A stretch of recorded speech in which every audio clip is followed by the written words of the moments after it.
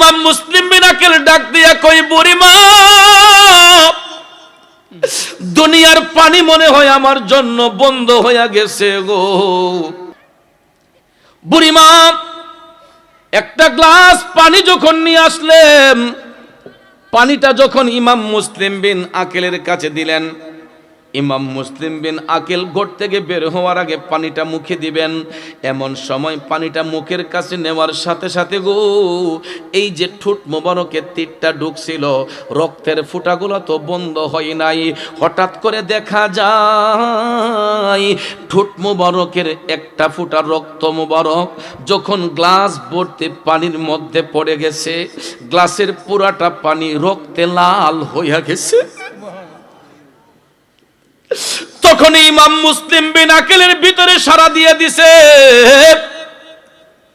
ইমাম মুসলিম বিন আকিল ডাক দিয়া কই, বুড়িমা,